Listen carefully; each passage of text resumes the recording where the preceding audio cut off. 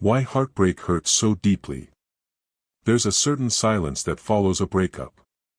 Not the peaceful kind, but the heavy, suffocating kind. The kind that fills every empty room, every pause in conversation, every walk home alone. You thought you were just losing someone. What you didn't realize was that you were also losing a part of yourself, the dreams you built together, the futures you imagined, the certainty you once held. Heartbreak cuts deep not because of what is taken from us, but because of what we are forced to face within ourselves. It's not just the absence of the other, it's the sudden exposure to unattended sadness, the grief we never prepared for. A form of invisible mourning that society tells us to move on from far too quickly. But the Stoics saw pain differently. Epictetus taught, it's not what happens to you, but how you react to it that matters. Pain isn't the enemy. Our refusal to meet it, our denial, our escape, our numbness, is what gives it the power to control us. Today, we will journey through the storm, not away from it. We will explore how heartbreak, when faced directly, can become the forge that strengthens us rather than the weight that breaks us. The idea of unattended sadness. Most people don't notice it happening. At first, sadness comes softly. A small ache in the chest, a hollow in the stomach. You tell yourself it's just a bad day, that it will pass. So you move faster. You drown it out with noise, work, social media, distractions. You avoid the silence because you fear what it might reveal. But unattended sadness is not a harmless guest. Left unacknowledged, it grows roots. It festers in the background, infecting your sense of self-worth, your energy, your trust in others. Sadness that is ignored becomes bitterness. Pain that is silenced becomes rage. The Stoics understood this deeply. Marcus Aurelius wrote, "You have power over your mind, not outside events. Realize this, and you will find strength." When we refuse to attend to our sadness, we surrender our mind's power. We let emotions rule from the shadows instead of facing them in the light. Modern psychology agrees. Cognitive behavioral therapy teaches that avoidance reinforces fear. Every time you avoid confronting your sadness, you teach your brain that your feelings are dangerous. That emotional pain must be escaped rather than processed. Ask yourself, what sadness have you been ignoring? Because unattended sadness never disappears, it only waits, growing heavier with time. Heartbreak as a form of grief. Grief is not reserved for funerals. It rises whenever something meaningful is lost. A breakup is not just the end of a relationship, it is the death of shared dreams, of inside jokes, of ordinary days that once felt extraordinary simply because they were spent together. You are not just mourning a person. You are mourning a life you imagined but will never live. The trips you planned. The future family you pictured. The simple evenings you thought would stretch on forever. Every hope that was tied to that person collapses under the weight of reality. David Kessler, a leading expert on grief, reminds us, grief is the death of what could have been. And Stoicism prepares us for these unwanted changes. Epictetus taught that much of life is beyond our control. We cannot dictate how others feel, what choices they make, or how fate will unfold. What we can control is our own response to loss. Modern psychology reinforces this Stoic view. Acceptance and commitment therapy emphasizes that suffering intensifies when we resist reality. Healing begins when we acknowledge the change, even when we did not choose it, even when it feels impossible to accept. This is why heartbreak feels so disorienting. It's not just sadness. It's grief. And grief demands mourning. Not avoidance. Not shame. But real, conscious mourning for what was and what will never be. Breakups and grief are unwanted changes. There's a particular kind of suffering that comes when change is forced upon us. You didn't want the relationship to end. You didn't want to lose the life you were building. Yet here you are, standing among ruins you never imagined you'd face. This is the essence of unwanted change. Grief is not reserved for the death of a person. It surfaces any time life veers off the path we had planned without our consent. A breakup, a betrayal, an abrupt end, these moments are deaths of a different kind, and they deserve to be honored as such. David Kessler, expanding on the work of Elizabeth Kubler-Ross, reminds us that grief is the natural response to any significant change we did not choose. Loss of control, loss of direction, loss of meaning. The Stoics knew this all too well. Seneca wrote, "It is not the man who has too little, but the man who craves more, that is poor." In Heartbreak, we grieve not only the person but the future we craved, one that never truly belonged to us. Acceptance is not about approving the pain. It is about seeing reality clearly, without the lens of should have and could have. It's about recognizing that no amount of longing can undo what has already occurred.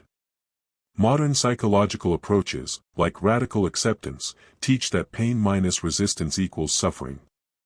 The more you resist the unwanted change, the deeper your suffering grows. Reflect now, are you mourning the reality you lost, or the fantasy you clung to? Your sadness is always the most important. One of the quickest ways to deepen your pain is by comparing it to the pain of others. You tell yourself, it's not that bad. You look at people surviving tragedies and think, I have no right to be this hurt. But pain does not operate on a scale of public approval. There is no competition for who deserves to suffer. Your heartbreak is real. Your sadness is valid. And in this moment, it is the most important thing you can attend to.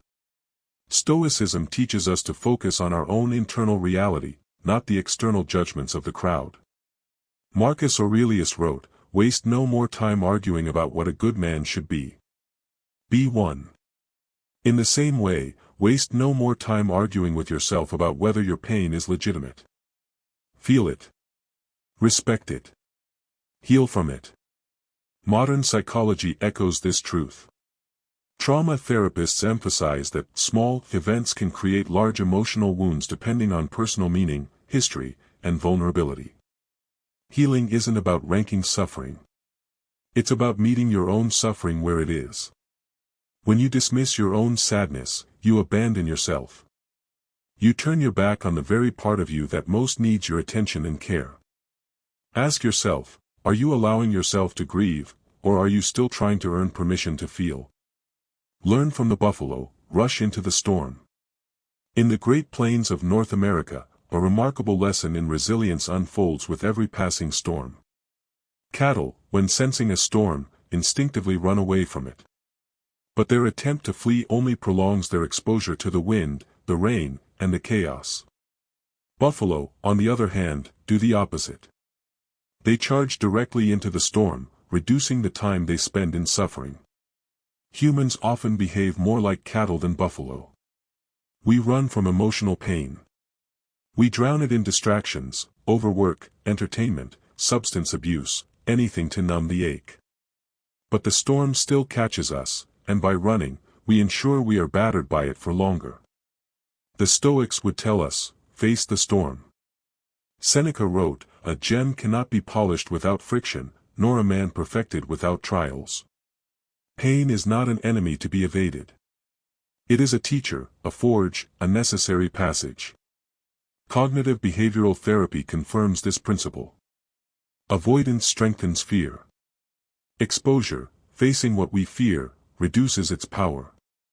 When you turn toward your pain rather than away, you shorten your suffering. You build strength. You become someone who does not fear storms. Reflect, are you running from the storm, or are you ready to meet it face to face? Anger is a bodyguard for deeper pain. When heartbreak strikes, anger often arrives first.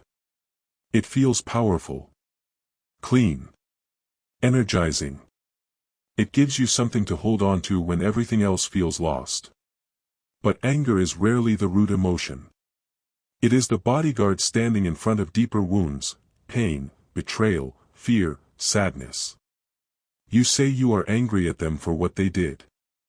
But underneath, you might be mourning the belief that you were unbreakable, or the hope that love would always be enough. Anger is easier to carry than grief. Rage is easier to express than vulnerability. The Stoics saw anger as a failure of reason. Seneca warned, the greatest remedy for anger is delay. To pause.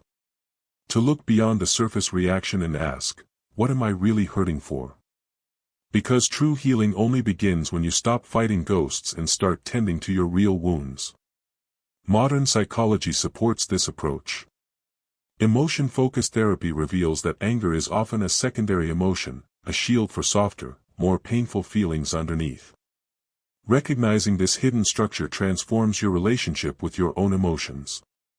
Ask yourself, what pain is your anger protecting? When you find the courage to answer, you step onto the path of true healing. The more you avoid an emotion, the longer it lasts.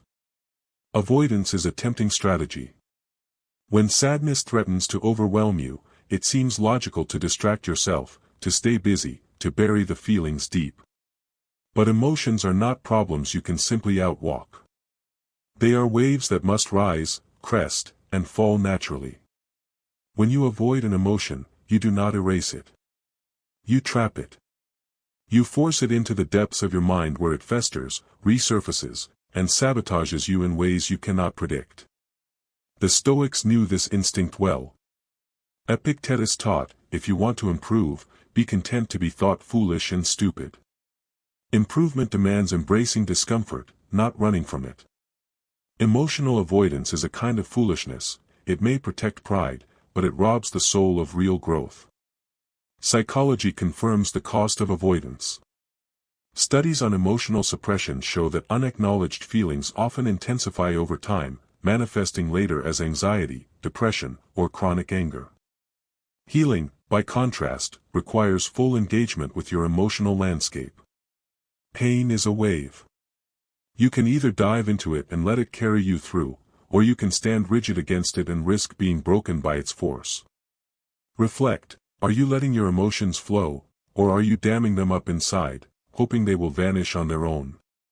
Self-compassion is not self-pity. There is a critical distinction between self-compassion and self-pity. Self-pity traps you in helplessness. It says, poor me, and demands that the world adjust to your suffering. Self-compassion, on the other hand, strengthens you. It acknowledges your pain without surrendering your power to it. When you practice true self-compassion, you do not deny your hurt, you honor it. You recognize your own humanity, your right to heal, your need to support yourself through suffering rather than sabotage yourself with judgment and shame. The Stoics embraced this quiet strength. Marcus Aurelius reflected, when you arise in the morning, think of what a precious privilege it is to be alive, to breathe, to think, to enjoy, to love. In the midst of heartbreak, life itself remains a gift. Tending to yourself, writing letters to your wounded heart, offering yourself patience, these are not signs of weakness. They are acts of honor. Modern psychological studies on self-compassion, especially the work of Dr. Kristen Neff, show that self-compassion increases resilience, emotional intelligence, and personal responsibility. It leads not to self-indulgence, but to greater accountability and strength. Caring for yourself during pain is not a betrayal of Stoic toughness. It is the foundation of real toughness. Because the man who can stand beside his own broken heart without flinching, he is the man who becomes unbreakable. Ask yourself, are you offering yourself compassion, or are you demanding you be invulnerable?